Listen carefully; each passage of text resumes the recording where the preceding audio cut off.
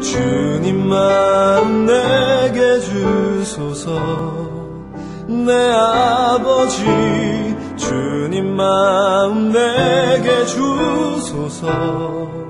나를 향하신 주님의 뜻이.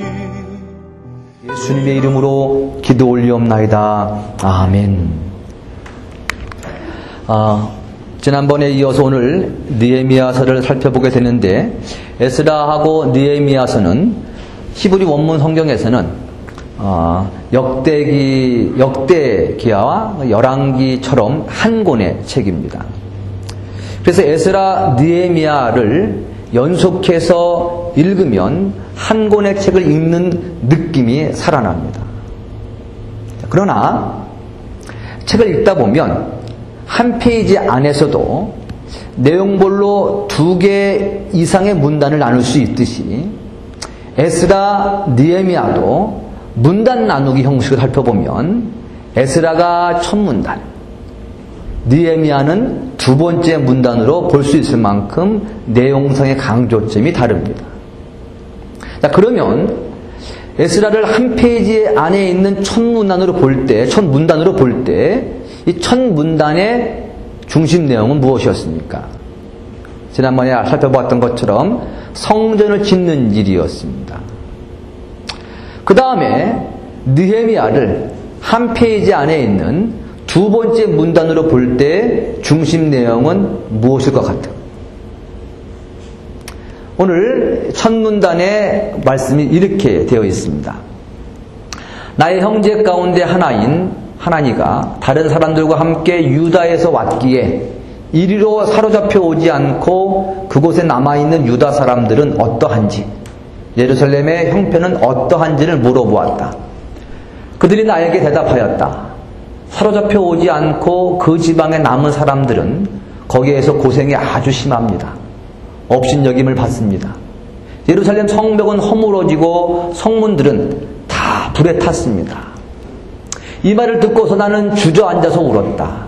나는 슬픔에 잠긴 채로 며칠 동안 금식하면서 하늘의 하나님께 기도하여 아뢰었다. 지금 느헤미야는 성전이 파괴된 사실에 대해서가 아니라 예루살렘 성벽이 파괴된 사실을 갖고 슬피 울며 금식하며 기도하고 있습니다. 그래서 느헤미야는 왕에게 청해서 예루살렘 성벽을 재건하는 일을 허락받고 고향으로 돌아옵니다. 그렇다면 첫 번째 문단인 에스라의 전체 줄거리는 성전을 다시 짓는 소식이라면, 두 번째 문단인 느헤미야는 예루살렘 성벽 재건에 초점을 맞추고 있습니다. 그러나 이 두 개의 문단은 사실 하나의 중심 주제를 향하여서 지향하고 있습니다.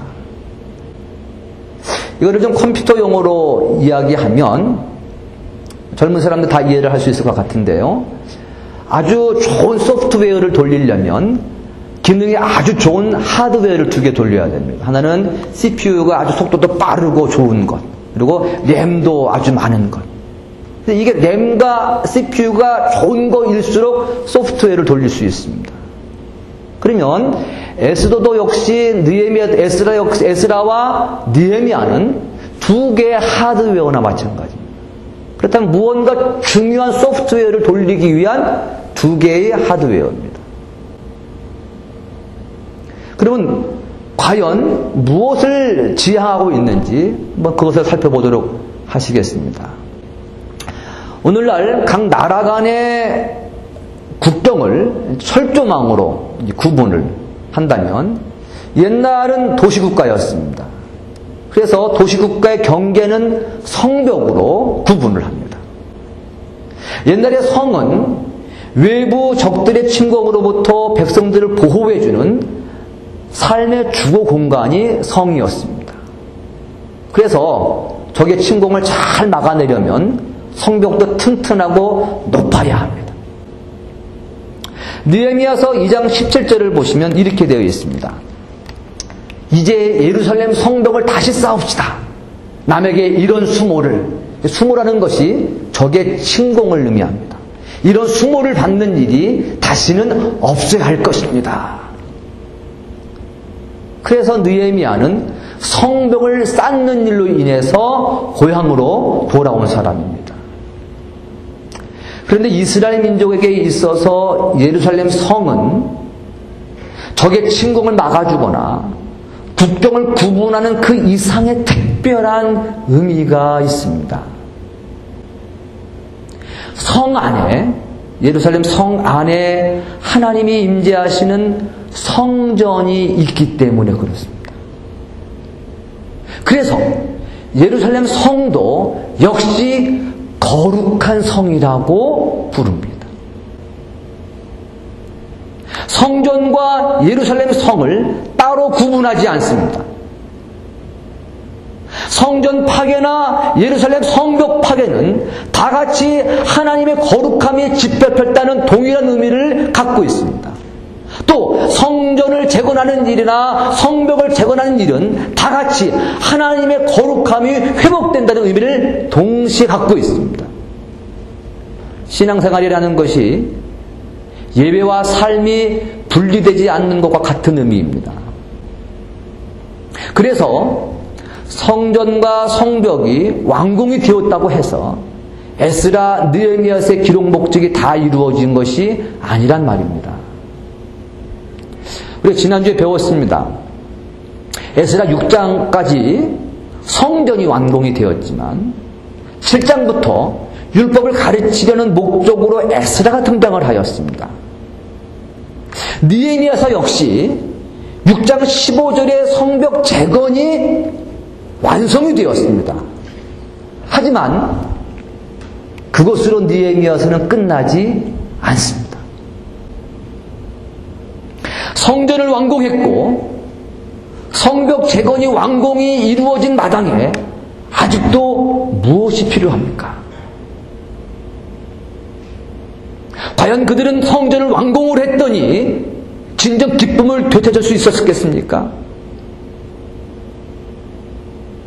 그들이 성전을 완공한 다음 혹은 성전 기초가 완공한 다음에 그들의 반응이 이렇게 나와 있습니다. 에스라 3장 12절 13절을 보시면 그러나 성전 기초가 완성이 되었어요. 기초라는 얘기는 기초를 보면 성전의 규모를 알 수가 있잖아요. 그러나 첫 성전을 본 나이 많은 제사장들과 레위 사람들과 가문의 우두머리들은 성전 기초가 놓인 것을 보고 크게 통곡하였다. 또 다른 쪽에서는 많은 사람들이 기뻐하며 즐거이 노래하였다. 환성과 통곡이 한데 뒤섞여서 소리가 너무도 크고 시끄러웠다. 그 소리는 멀리서도 들을 수 있었으나 어느 누구도 환성인지 통곡인지 구별할 수 없었다. 성전이 지어졌지만 성전 기초가 완성이 되었지만 온 백성이 즐거워한 것이 아니란 말입니다. 그렇다면 이제 성벽 재건이 6장 15절에서 완성이 되어요. 느헤미야가 와서 부지런히 일을 서둘러서 52일 만에 성벽을 다 지었습니다. 보통 건물이 완공이 되면 우리식으로 준공식 행사를 하잖아요. 솔로몬도 성전 완공하고 나서 봉헌식을 했거든요. 느헤미야도 마찬가지입니다. 주변 반대와 위협에도 불구하고 아주 힘들게 성벽을 쌓았기 때문에 조촐하게나마 파티라도 열 법한데 그렇지 않았습니다. 오히려 성벽 준공식은 나중에 12장 27절에 나옵니다. 성전도 완공이 되었고 성벽마저 완공이 되었다 하더라도 그들의 마음 한켠에는 여전히 공허했습니다.